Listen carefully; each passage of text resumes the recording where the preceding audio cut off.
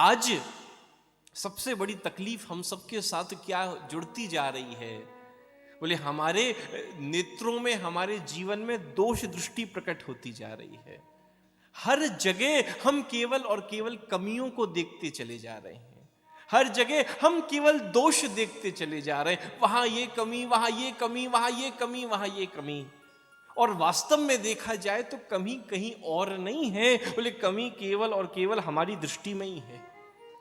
एक बहुत बड़े हमारा एक फिलॉसफर हुए, उन्होंने एक बड़ा सुंदर एक महल बनवाया, बहुत सुंदर महल, उसकी बड़ी सुंदर फॉल सीलिंग, बड़ी सुंदर टाइलिंग, बड़ी सुंदर दीवारें।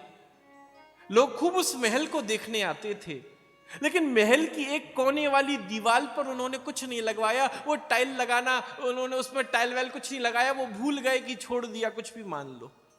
लोग महल में आते थे, महल की सुंदरता को, सौंदर्य को देखते थे। अरे इसकी छत तो देखो, इसकी दीवारें तो देखो, इसका फर्श तो देखो, सब जगह देखते थे।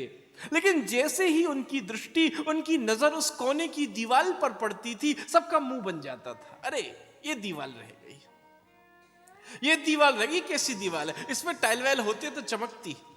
इतना सुंदर महल सब देखा, लेकिन नजर उस कमी पर अटक गई।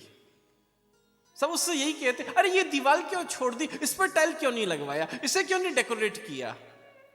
वो कोने में बैठा बैठा वो फिलोसोफर हंसता था लोगों की सोच को देखकर, और उसने एक शब्द निकाला, एक पुस्तक भी लिखी उसने, मिसिंग टाइल सिंड्रोम।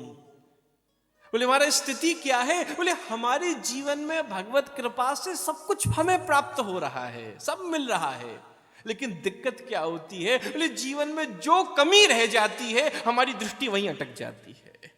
सब कुछ चंगा चल रहा है, बस कमियों पर हम अटकते चले जा रहे हैं, हम कमी ही देखना चाहते हैं।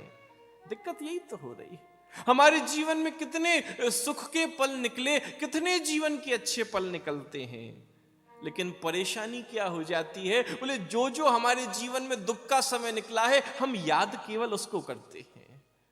यही तो है, हमारे सद्गुरुदेव हमेशा कहते थे, our sweetest songs are those that tell us the saddest thoughts.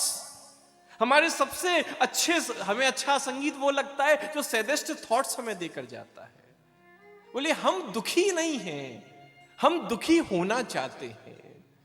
इसीलिए कहा, बोले भगवान ने सुख दुख नहीं बनाया, उन्होंने दुख नहीं बनाया। We want to be sad, हम दुखी होना चाहते हैं, हमारा स्वभाव ही दुखी होना हो गया है।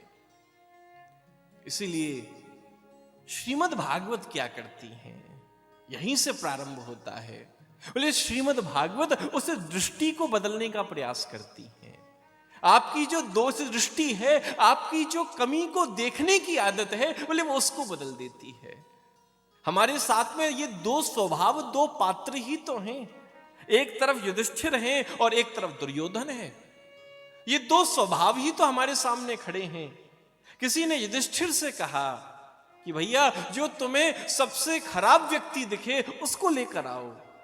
युधिष्ठिर गए, 6 महीने तक घूमते रहे, सबको देखा, बोले नहीं इसके अंदर वो अच्छाई है, अरे वो भले कैसा हो लेकिन सच बोलता है, वो देखो कुछ भी हो समय पर काम आता है। वो सबकी अच्छाइयों को देखते रहे। 6 महीने बाद लौट कर आए और हाथ जोड़कर बोले, प्रभु क्षमा करें, मुझे कोई खराब व्यक्ति मिला ही नहीं, सब अच्छे ही अच्छे हैं। मुझे ऐसा लगता है सबसे बुरा शायद मैं ही हूं, सबसे बुरा शायद मैं ही। वापस लौटाए 6 महीने बाद, कोई बुरा व्यक्ति मिला ही नहीं, हर व्यक्ति में उन्हें अच्छाई दिख रही थी। दुर्योधन से कहा, बोले जो तुझे सबसे अच्छा व्यक्ति दिखाई दे उसको बुला के ला। दुर्योधन भी 6 महीने तक घूमा, उसे कोई अच्छा व्यक्ति ही नहीं मिला। बोले उसके अंदर वो कमी, वो झूठ बहुत बोलता है, वो चोर है, वो लंपट है, वो कपटी है, वो अभिमानी है, वो ये है, वो ये है, वो कमियां ही ढूंढता रह गया। वो लौट कर आया, बोले महाराज मुझे कोई अच्छा व्यक्ति मिला ही नहीं, सब में कमियां हैं। मैं तो आखिरी निर्णय पर यही पहुंचा हूं कि मुझसे अच्छा कोई नहीं, मैं ही सबसे अच्छा।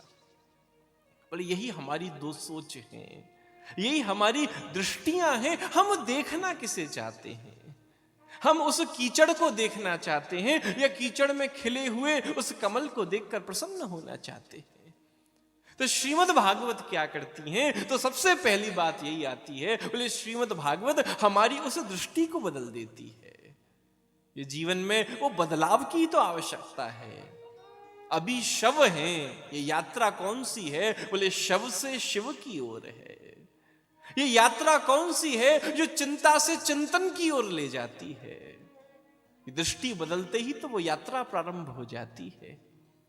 श्रीमद् भागवत यही कह रही हैं कि महाराज हमारी दृष्टि बदल जाए, और दृष्टि बदलेगी तो जीवन में सृष्टि बदलने में समय नहीं लगेगा। इसीलिए उस दृष्टि को बदलने की आवश्यकता है, उस सोच को बदलने की आवश्यकता है।